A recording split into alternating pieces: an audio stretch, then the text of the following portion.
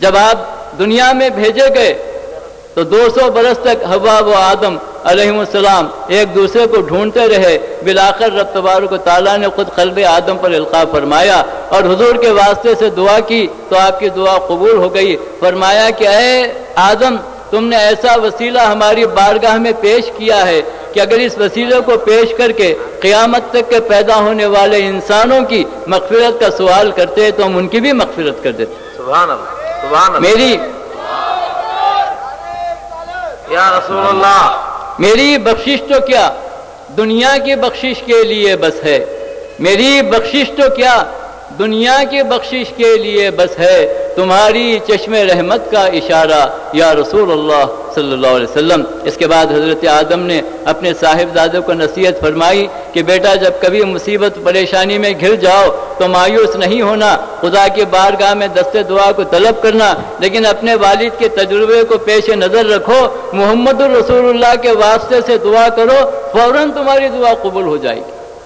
حضرت کامل نے اسی جانب اشارہ کیا، کہتے ہیں انبیاء تک نے لیا ہے کام ان کے نام سے، سبحان اللہ، انبیاء تک نے لیا ہے کام ان کے نام سے، کس کے سر احسان نہیں کامل میرے سرکار کا، سبحان اللہ، سبحان اللہ۔ تو ہم کو چاہیے کہ سرکار پاک علیہ الصلوۃ والسلام سے سچی عقیدت و محبت رکھیں، اپنی جان سے زیادہ آپ کے آداب کو ملحوظ رکھیں۔ آپ ہمیشہ ہم سے باخبر ہیں، رب تبارک و تعالیٰ اپنے محبوب کے پاس ہماری لاج رکھ لے، اس بات کا ہم کو احساس کرنا ہے۔ وہ سرکار پاک علیہ الصلوۃ والسلام بھی امت کی جانب متوجہ رہتے ہیں۔ آپ وہ واقعہ بارہا سنے ہیں کہ ایک مرتبہ ایک شخص اپنے والد کے ساتھ حج کے لیے نکلا اور راستے میں والد بیمار ہو گئے، انتقال بھی ہو گیا اور چہرہ مسخ ہو گیا۔ یہ حیران و پریشان تھا کہ مسافری کے عالم میں کیا کروں، باپ کی موت نے مجھے اور پریشان کر دیا، قافلہ تو آگے بڑھ گیا تھا۔ یہ رو کر ایک مقام پر بیٹھ گیا تو کیا دیکھتا ہے کہ سارا جنگل بھینی بھینی خوشبو سے مہکنے لگا، خوشبو پھیلنے لگی، عنبر کی سی خوشبو ساری فضاؤں کو معطر کرنے لگی اور ہلکی ہلکی روشنی پھیلنے لگی۔ اتنے میں وہ کہتے ہیں کہ میں نے دیکھا کہ ایک بزرگ گھوڑے پر سوار تشریف لائے اور اس کے بعد انہوں نے میرے والد کے چہرے سے کپڑا ہٹایا اور چہرے پر ہاتھ پھیرا تو میں کیا دیکھتا ہوں کہ میرے والد کا چہرہ 14 رات کے چاند سے زیادہ روشن ہو گیا، سبحان اللہ، سبحان اللہ، روشن ہو گیا، اس کی روشنی سارے جنگل کو منور کرنے لگی۔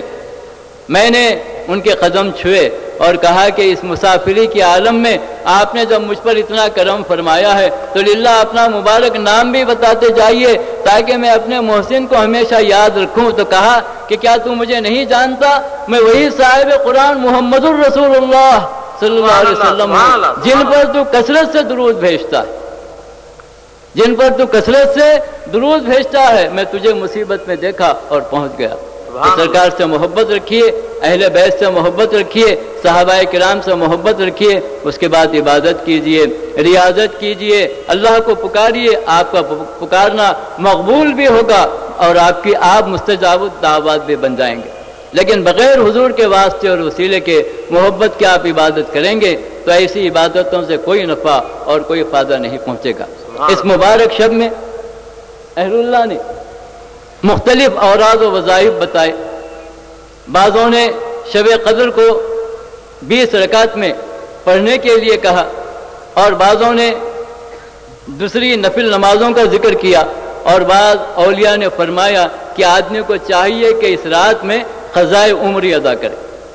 ام المومنین سیدہ عائشہ صدیقہ رضی اللہ تعالی عنہا نے سرکار پاک علیہ الصلوۃ والسلام سے پوچھا کہ یا رسول اللہ صلی اللہ علیہ وسلم، میرے ماں باپ آپ پر فدا ہوں، جب میں شب قدر کو پاؤں تو کیا پڑھوں؟ فرمایا اللہم انک عفو تحب العفو فاعف عنی، اللہم انک عفو تحب العفو فاعف عنی، اللہم انک عفو تحب العفو فاعف عنی۔ اس دعا کو کثرت سے پڑھو۔ اب عقیدت و محبت سے اللہ تعالیٰ کی عظمت اور اس کی بزرگی کے خیال سے آپ جو بھی دعا کریں گے وہ آپ کے لیے فائدہ مند ہی ثابت ہوگی، لیکن اس بات کو اچھی طرح پیش نظر رکھیں کہ خلوص ہو، محبت ہو اور اللہ تعالیٰ کی عبادت اور ریاضت کسی دوسری غرض کے تحت نہیں بلکہ اس کی رضا ہی کے لیے. نزہۃ المجالس میں حضرت آدم علیہ السلام کی توبہ کا ذکر کیا گیا. جب آپ کی توبہ قبول ہوئی تو ہرنوں کے ایک گروہ نے جا کے آپ کی خدمت میں مبارکباد پیش کی اور کہا کہ یا آدم صفی اللہ، رب تبارک و تعالیٰ نے آپ پر جو کرم فرمایا ہے ہم اس کے مبارکباد پیش کرنے کے لیے آئے.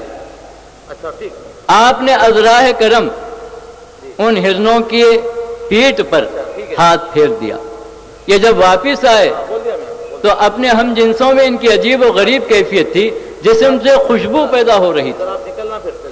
لوگوں نے یعنی حیرت کا اظہار کیا اور دوسرے ہرنوں کو بھی تعجب ہوا کہ ان کے جسم سے خوشبو کیسے آ رہی ہے. پوچھا کہ تمہارے جسم اور پیٹ سے یہ خوشبو آ رہی ہے، اس کا کیا سبب ہے؟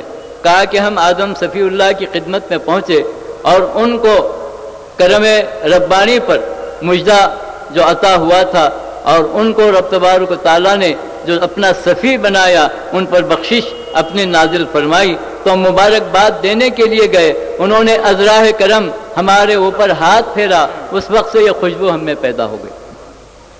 کہا کہ ہم بھی جائیں، تو کہا کہ جاؤ. دوسرے ہرنوں کے ایک مندے نے بھی حضرت آدم علیہ السلام کی خدمت میں مبارکباد پیش کی. آپ نے ان کو جزاک اللہ کہا. پھر انہوں نے خواہش کی کہ ہمارے جسم پر ہاتھ پھیریے. آپ نے ہاتھ پھیر دیا لیکن ان کے جسم میں کوئی خوشبو پیدا نہیں ہوئی. یہ پھر آ کر آپ سے کہنے لگے تو کہا کہ اس کا سبب یہ ہے کہ جب پہلے ہرنوں کے مندے نے اور ان کے گروہ نے آ کر مجھے مبارکباد دی تو ان کی کوئی غرض نہیں تھی بلکہ اللہ کی عنایت پر میری محبت میں وہ آ کر مبارکباد دیے تھے. تم نے جو مبارکباد دی ہے یہ خوشبو کی خاطر دی ہے، اس لیے تم میں خوشبو پیدا نہیں ہوئی. تو ہمارا کام اخلاص کی بنیاد پر ہونا چاہیے اور اللہ کی رضا کے لیے ہونا چاہیے. اس کی رضا کے لیے آپ تھوڑا سا بھی کام کریں گے تو انشاءاللہ وہ آپ کے لیے بہت زیادہ اجر و ثواب کا سبب بنے گا. آج کی اس مبارک شب میں ہم کو جو ہدایات ملی ہے وہ یہ ہے کہ سرکار پاک علیہ السلام پر کثرت سے درود پڑھا جائے اور درود پاک کے جو مختلف صیغے ہیں ان صیغوں کو ملحوظ رکھ کر ایسے اخلاص کے ساتھ اور خشوع و خضوع کے ساتھ محبت کے ساتھ درود پڑھیں گویا ہم سرکار پاک علیہ السلام کو سنا رہے ہیں. حدیث پاک میں آیا ہے کہ رب تبارک و تعالیٰ نے ملائکہ کو مقرر کر دیا ہے جو درود پاک پڑھتے ہیں ان کا درود نام کے ساتھ سرکار تک پہنچا دیا جاتا ہے. اور آپ کا ارشاد ہے کہ جو میرا عاشق صادق مجھ پر درود پڑھتا ہے میں خود اس کے درود کو سنتا ہوں اور اس کے والد کے نام کو اس کے محلے کو بھی جانتا ہوں اور اس کے لیے میں دعائے رحمت کرتا ہوں. تو ہم کو اس مبارک شب میں زیادہ سے زیادہ درود پاک کا ورد بھی کرنا ہے کیونکہ یہ وہ وظیفہ ہے جو رب تبارک و تعالیٰ نے اپنی رحمت کے لیے خاص فرما لیا اور خود وہ اپنے محبوب پاک علیہ السلام پر درود و سلام بھیجتا ہے ازراہ کرم. اور وہ سرکار کا وعدہ ہے کہ جو شخص مجھ پر ایک مرتبہ درود بھیجتا ہے رب تبارک و تعالیٰ اس پر 10 مرتبہ اپنی رحمتیں نازل فرماتے ہیں. اس کے نامہ اعمال سے 10 برائیوں کو مٹایا جاتا ہے. اس کے نامہ اعمال میں 10 نیکیوں کا اضافہ کیا جاتا ہے. اس کے 10 درجے بلند کیے جاتے ہیں. اس کی 10 حاجتیں پوری کی جاتی ہیں اور رب تبارک و تعالیٰ 10 مرتبہ اپنی رحمتیں نازل فرماتا ہے. رب تبارک و تعالیٰ کی ایک رحمت ہی ہمیں سب کچھ عطا کرنے کے لیے کافی ہے. چاہے کہ 10 مرتبہ وہ اپنی رحمتیں نازل فرمائے تو اس کی رحمتوں کا کیا اندازہ ہوگا اور جو سینکڑوں مرتبہ درود پاک پڑھنے کے عادی ہیں ان لوگوں پر کتنی رحمتیں اور برکتیں ہوں گی. تو آج کی شب کی قدر کیجئے. یہ شب قدر ہے.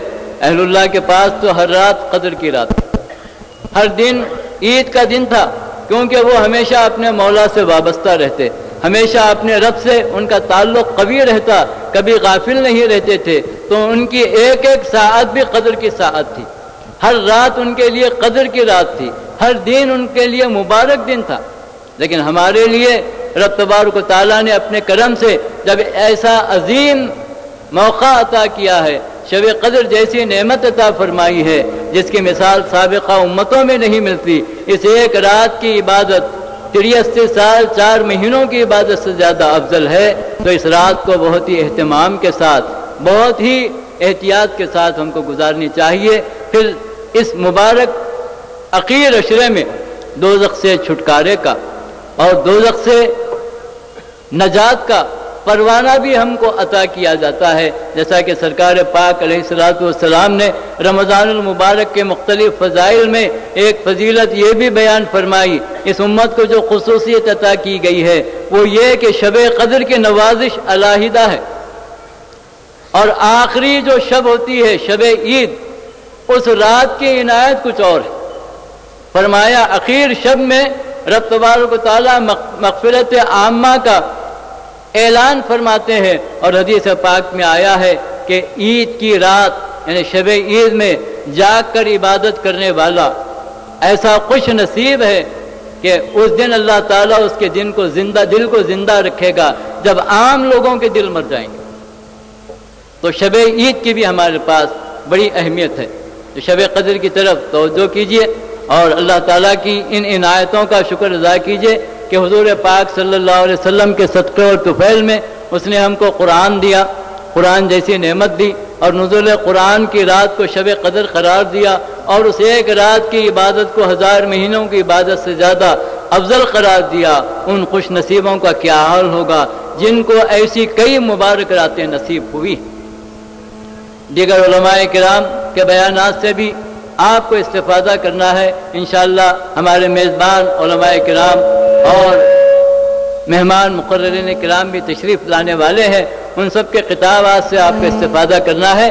اپنے ذہن و فکر کو بالکل آپ متوجہ کر کے بیٹھیے اور یہ سمجھیے کہ جتنی بھی ہماری یہاں پر ساعتیں گزر رہی ہیں ان کا شمار رب تبارک و تعالیٰ کی طرف سے بڑی عبادت اور ریاضت کی ساعتوں میں ہو رہا ہے، جیسے کہ حدیث پاک کا مفہوم ہے جس میں بتایا گیا اولیاء کرام کا ذکر گناہوں کا کفارہ ہے اور انبیاء کرام کا ذکر عبادت ہے۔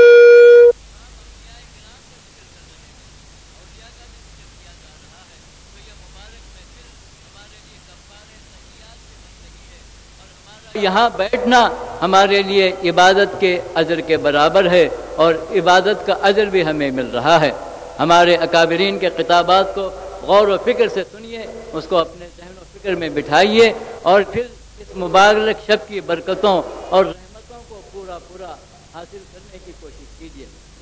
حضرت صدیق اکبر رضی اللہ تعالیٰ عنہ اور فاروق اعظم رضی اللہ تعالیٰ عنہ، ان ہر دو صحابہ کرام کے ارشادات میں یہ بات آتی ہے کہ اس مبارک شب کی ایک ساعت بھی غفلت میں نہ گزرنے پائے، اور تمام اکابرین ملت نے بھی اس مبارک شب کا پورا اہتمام کیا اور اس رات کو جاگنے کے لیے مختلف انہوں نے اصول اور ضابطے بتائے۔ سب سے بڑی نعمت اور سب سے بڑا فائدہ اور سب سے بڑا جاگنے کا اچھا طریقہ یہی ہے کہ ہم قرآن اور صاحب قرآن دونوں سے ربط تعلق رکھیں۔ یہ واعظ کی محفلیں جو ہمارے علماء اہل سنت کی ہیں، اس میں صاحب قرآن کا تعارف کرایا جاتا ہے، سرکار پاک علیہ الصلوۃ والسلام کے کمال، آپ کے فضائل و کمالات اور آپ کے معجزات کا ذکر کیا جاتا ہے۔ جتنی نبی کی عظمت اور محبت ہمارے دل میں بیٹھے گی اتنا ہی ہمارے ایمان میں جلا پیدا ہوگی اور اتنا ہی ہماری یقین میں پختگی پیدا ہوگی اور اتنے ہی ہم اللہ تعالیٰ کے محبوب بن سکیں گے۔ تو اپنے قلب کو حضور کی محبت سے انتہائی منور اور معمور بنا لیجئے اور اس کیفیت میں آ جائیے کہ ہماری طرف نظر ڈالنے والے کو یہ بات بالکل صاف اور واضح طور پر نظر آ جائے کہ ہم محمد الرسول اللہ صلی اللہ علیہ وسلم کے سچے چاہنے والے اور عاشق ہیں، ہم ان کے سچے غلام اور خادم ہیں۔ اپنے عادات و اطوار کو بھی بنائیے، اپنے چہروں کو بنائیے اور اپنے قلب کو منور کیجئے، کثرت سے درود پاک کا اہتمام کیجئے اور اس بات کو بھی اچھی طرح ملحوظ رکھیے کہ جتنا آپ کا تعلق سرکار پاک علیہ الصلوۃ والسلام سے قوی ہوتا جائے گا اتنا ہی رب تبارک و تعالیٰ اپنے قرب سے آپ کو نوازتے چلے جائیں گے۔ آمین۔ خدا کا قرب منحصر ہے حضور کی محبت اور حضور کی چاہت پر۔ میں اس قطعے پر اپنی بات کو ختم کرتا ہوں۔ اے جنت تجھ میں حور و قصور رہتے ہیں، میں نے مانا ضرور رہتے ہیں، لیکن اے جنت آ طواف کر میرا، کیونکہ میرے دل میں حضور رہتے ہیں۔ وصلی اللہ تعالی وسلم علی خیر خلقہ سیدنا مولانا محمد وعلی آلہ واصحابہ اجمعین۔ سبحان ربک رب العزۃ عما یصفون وسلام